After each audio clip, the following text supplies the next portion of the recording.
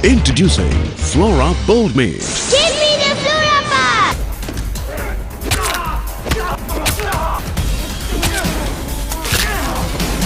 Flora Bold Mint. Bolder, smoother, sharper. Hey guys, comic verse के एक और episode में आप सभी का स्वागत है। तो पैदा होने के बाद से लेकर आज तक आपने और मैंने इतनी एक्शन मूवीज देख ली हैं जितनी तो ऑनलाइन क्लासेस नहीं करी होंगी। और वैसे हमारी अपनी लाइफ भी एक्शन मूवी से कम नहीं है, लेकिन पिछले कुछ टाइम में एक ऐसी मूवी सीरीज है जो हर किसी के ऊपर एक बहुत डीप इंप्रेशन छोड़ के गई है, John Wick. Sir Keanu Reeves की इस मूवी ने अपने स्टाइलिश एक्शन और डीपली सेट यूनिवर्स से एक्शन मूवीज को रिडिफाइन ही कर दिया। और पहले तो इसकी मूवीज के बारे में बहुत ज्यादा कुछ नहीं पता था, लेकिन अब 3 मूवीज के बाद हम लोग ये बोल सकते हैं कि इसका यूनिवर्स डार्क है लेकिन फैसिनेटिंग भी, खून खराबे से भरपूर है लेकिन शार्प और वेल ऑर्गेनाइज्ड भी। तो कॉमिक वर्स से मैं हूं मोहित और आज मैं जॉन विक के इसी डार्क और स्टाइलिश यूनिवर्स जिसके बारे में हमें बहुत कम पता है उसे एक्सप्लेन करने वाला हूं। तो बिना पट्टे से हेडशॉट बोले चलिए शुरू करते हैं। और आप जॉन विक की तीनों मूवीज को लेकर स्पॉयलर्स होंगे तो ध्यान रखना, और अगर जानना चाहते हो कि इन्हें कैसे देखना है तो इंस्टा पे फॉलो करो और स्टोरी देखो।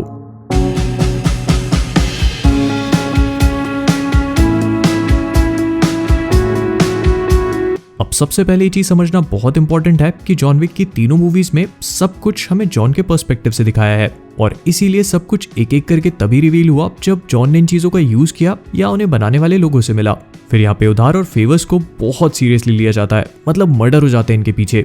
और अपने जैसे 100-500 रुपए वाला काम नहीं होता, यहाँ पे फेवर्स की उधारी चलती है। और हाँ, कोई भी चीज जैसे ऊपर से दिखती है अंदर से कुछ और ही निकलती है इस दुनिया में। तो बेसिकली जॉन विक का रियल नाम जॉर्डानी जोवोनोविच था, जो रूस का रोमा नाम की एक क्रिश्चियन ऑर्फनेज में बड़ा हुआ। अब लड़कियों को बैले और लड़कों को रेसलिंग सिखाने के अलावा ये अनाथालय ऑर्फन बच्चों को स्टोन कोल्ड असासिन्स बनाने के लिए ट्रेन करता है। अब हमारा जॉन यहाँ का सबसे बेहतरीन स्टूडेंट था जिसने क्रिमिनल अंडरवर्ल्ड में अपनी ऐसी छाप छोड़ी कि लोग उसके नाम से पैंट गीली कर देते हैं।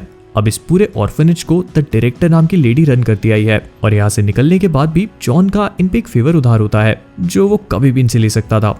इसके बाद जॉन ने विगो टारासोव नाम के रशियन माफिया गैंग को ज्वाइन कर लिया और इतनी लाशें बिछाई कि इसे लोग बाबा यागा या बुगीमैन बोलने लगे।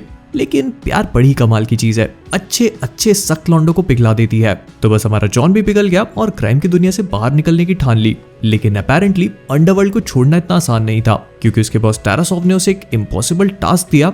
नहीं, इस मिशन का नाम ही द इम्पॉसिबल टास्क था, जिसमें जॉन को एक ही रात में न्यूयॉर्क की जितनी भी बड़ी क्राइम फैमिलीज हैं उनको साफ करना था। और हालांकि टारासोव को पूरी उम्मीद थी कि जॉन इस काम में फेल होगा, लेकिन जॉन को तो हम सभी लोग जानते हैं, उसने इस टास्क को कंप्लीट किया और सक्सेसफुली अपनी वाइफ हेलेन के साथ शादी करके रिटायर भी हो गया। अब इस पूरे टास्क को कंप्लीट करने के लिए जॉन ने सैंटिनो डी एंटोनियो की हेल्प ली थी और उसके साथ एक ब्लड ओथ बनाया, जिसका मतलब एक ऐसा वादा जो खून से जुड़ा है और उसे लेने वाला कभी भी आपसे फेवर मांग सकता है और आप मना नहीं कर सकते। अगर किया तो उसकी बहुत बड़ी कॉन्सिक्वेंसेस है। तो अब आपको लग रहा होगा कि लोग ऐसे ही वादे करके मुकर जाएंगे और कौन किसका क्या ही कर लेगा, लेकिन ऐसा नहीं है। ये यूनिवर्स एकदम डीपली लेयर्ड और वेल ऑर्गेनाइज्ड है। जैसे इस पूरी दुनिया, मतलब क्राइम की इस दुनिया को ओवरसी और कंट्रोल करने वाली है द हाई टेबल। इसमें टोटल 12 मेंबर्स हैं जो बड़ी बड़ी क्राइम फैमिलीज को बिलोंग करते हैं, और इनके मरने पे इनका बड़ा बेटा या बेटी इनकी जगह ले लेगा। अब मूवी में इनके मेंबर्स के बारे में बहुत ज्यादा नहीं बताया गया, लेकिन इनका कहा हुआ सब कुछ वर्ड ऑफ लॉ है, और इसके खिलाफ जाना मतलब मौत को दावत देना, क्योंकि इस दुनिया में इनसे ऊपर कोई नहीं है सिवाय द एल्डर के। अब द एल्डर कौन है, कहाँ रहता है, क्या करता है, कोई नहीं जानता। इसे बस एक ही बार मूवी में दिखाया गया है, लेकिन इसके पास हाई टेबल के डिसीजन को ओवररूल करने की पावर है। तो ये भले ही अपने फ्री टाइम में बर्फ का गोला बेचता हो, लेकिन इस दुनिया में फिलहाल ये सबसे पावरफुल आदमी है। फिर इतने बड़े क्राइम ऑर्गेनाइजेशन को रन करने के लिए दुनिया भर में द कॉन्टिनेंटल नाम के बड़े बड़े होटल्स हैं, लेकिन जैसा मैंने कहा था, इस वर्ल्ड में कुछ भी जैसा दिखता है वैसा होता नहीं। तो वैसे ही ये भी एक होटल होने के साथ साथ क्राइम अंडरवर्ल्ड का एक पूरा नेटवर्क है जो असासिन्स को अपना काम करने के लिए फैसिलिटीज प्रोवाइड कराता है। और इसका ओनर कौन है ये किसी को भी नहीं पता, लेकिन इसकी पूरी कंट्रोलिंग अथॉरिटी इसके ब्रांच मैनेजर्स के पास होती है, जैसे न्यूयॉर्क ब्रांच का विंस्टन, मोरक्को की सोफिया, रोम का जूलियस, और ये इन होटल्स में लॉ एंड ऑर्डर के लिए रिस्पॉन्सिबल भी हैं। और सिंस रूल्स की बात निकली है तो कॉन्टिनेंटल का बस एक ही बहुत स्ट्रिक्ट रूल है कि होटल ग्राउंड्स पे कोई भी बिजनेस नहीं होगा। मतलब जब तक आप कॉन्टिनेंटल में हो, ना आपको कोई मार सकता है और ना आप किसी और को। और ऐसा करके इस रूल को तोड़ने पर आप एक्स कम्युनिकाडो करार दिए जाओगे, मतलब एक डेथ सेंटेंस जिसमें आपके ऊपर एक कॉन्ट्रैक्ट प्लेस्ड होगा और पूरी दुनिया भर के असासिन्स आपके पीछे पड़ जाएंगे। इसके बाद आपके जितने भी असासिन प्रिविलेजेस हैं वो सारी की सारी खत्म हो जाएंगी और बस मुंह छुपाते रह जाओगे हर कहीं पे। अब ऐसा भी नहीं है कि किसी व्हाट्सएप या टेलीग्राम ग्रुप पे फलाने को एक्सकम्युनिकाडो कर दिया तो दुनिया भर के असासिन पहुंच जाएंगे उसे मारने। एक प्रॉपर एडमिनिस्ट्रेशन है इसके लिए, जहां पे सबके नाम, personal files, administrative records, skill counts, इन सब का डेटा रहता है और किस पे कितना इनाम रखा है वो सब भी यही लोग वायरल करते हैं। मतलब असासिन लोगों का व्हाट्सएप है ये। फिर नेक्स्ट लॉ एंड ऑर्डर के लिए रिस्पॉन्सिबल होते हैं एडजुडिकेटर्स। ये हाई टेबल के वकील लोग हैं जो रूल्स एंड वायलेशंस पे नजर रखते हैं और उनके टूटने पे डिसिप्लिनरी एक्शंस लेते हैं बिना खुद किसी को मारे। इनके पास एक ब्लैक कॉइन होता है जो बाकी के गोल्ड कॉइन्स जैसे ही काम करता है, बस इन्हें वो किसी को देना नहीं पड़ता, दिखाने से ही काम हो जाता है। अब कॉइन्स की बात निकली है तो इन्हें भी देख लें। तो इतनी बड़ी एक अलग दुनिया को चलाना सिंपल नहीं हो सकता और एक प्रॉपर करेंसी चाहिए स्मूथ ऑपरेशंस के लिए। तो यहाँ पे आते हैं गोल्ड कॉइन्स। ये एक्चुअल सोने के सिक्के हाई टेबल की प्राइमरी करेंसी है जो किसी भी असासिन को अपना काम पूरा करने पे मिलेंगे और फिर वो इन्हें अपने ही वर्ल्ड में कहीं पे भी कैसे भी यूज कर सकता है। लेकिन इतना सब कुछ ऑर्गेनाइज्ड होने के बाद भी इनके पेमेंट और एक्सचेंज सिस्टम में कंसिस्टेंसी नजर नहीं आती। फॉर एग्जाम्पल, कॉन्टिनेंटल में एक रात रुकने के लिए भी एक ही कॉइन लगता है और बार पे बस एक ड्रिंक लेने के लिए भी सेम एक कॉइन।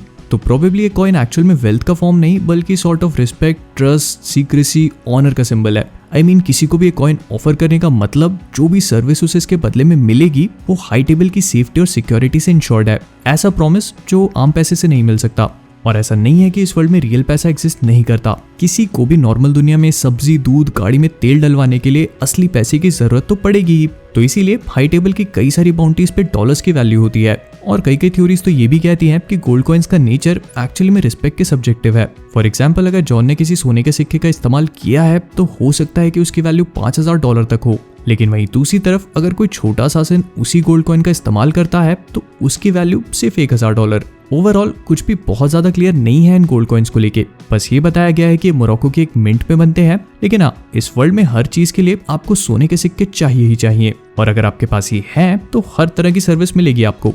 फॉर एग्जाम्पल, अगर आपको गन्स चाहिए तो इसके लिए सोमेलिया नाम का एक आदमी है जो गन्स ऐसे दिखाता है जैसे महंगी वाइन टेस्टिंग हो। फिर द टेलर है जो कपड़ों की मिल के पीछे बहुत ही अमेजिंग और चमचमाते हुए सूट्स बेचेगा आपको।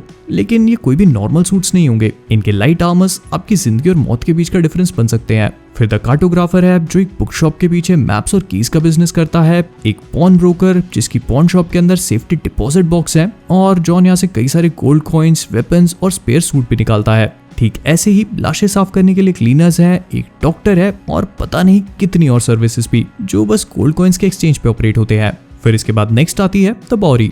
इसका एक किंग है जिसकी जॉन ने कई सालों पहले जान बचाई थी और इसके आदमियों का खुद का एक बहुत ही सोफिस्टिकेटेड नेटवर्क है जो पूरे न्यूयॉर्क में हर कहीं घूमते हैं, सब कुछ देखते हैं, सुनते हैं। तो एक तरह से बॉरी किंग बिना अपने घर से बाहर निकले भी सब कुछ जानता है और हाँ, मैसेजेस भेजने के लिए भी ये लोग कबूतरों का यूज करते हैं। तो कुल मिला के इतना सब देखने के बाद आप लोग ये तो समझ ही गए होंगे कि जॉन विक कोई भी नॉर्मल सी एक्शन मूवी नहीं है। इसका यूनिवर्स एक्सट्रीमली डिटेल्ड और अपने आप में यूनिक है जिसे हर मूवी में बखूबी एक्सप्लोर किया गया और इस पे आने वाली टीवी सीरीज द कॉन्टिनेंटल इसे और भी आगे बढ़ाएगी। फिर जॉन विक 4 और 5 भी कंफर्म्ड है जो बैक टू बैक शूट होंगी। मतलब हमारा फेवरेट असासिन कुछ सालों तक कहीं नहीं जाने वाला। तो विद दैट बीइंग सेड हम लोग इस वीडियो को यहीं पर रैप अप करेंगे। अगर आपको ये वीडियो पसंद आया हो तो प्लीज इसे लाइक और शेयर करना मत भूलना एंड आई होप कि इस वीडियो को देखने के बाद आप सभी को जॉन विक के यूनिवर्स को लेकर जो भी डाउट्स हैं वो क्लियर हो गए होंगे। इसके साथ ही साथ अगर आप सभी लोग कॉमिक वर्स पे नए हैं तो वो नीचे जो रेड कलर का बटन दिख रहा है उसे टच करिए और ग्रे बनाइए और जब इतना कर ही लिया है तो मुझे फेसबुक और इंस्टाग्राम पे भी फॉलो कर लो और मेरा एक और चैनल है वहां पे भी सब्सक्राइब कर लेना अगर नहीं किया है तो इन सब चीजों के बाद मुझे कमेंट्स बताना मत भूलना कि आपको वीडियो कैसा लगा और ऐसे कौन कौन से टॉपिक्स हैं जो आप चाहते हैं मैं कवर करूं। तो जाने से पहले कॉमिक वर्स से मैं हूं मोहित और आप सभी लोग stay safe, stay inside and as always keeping awesome.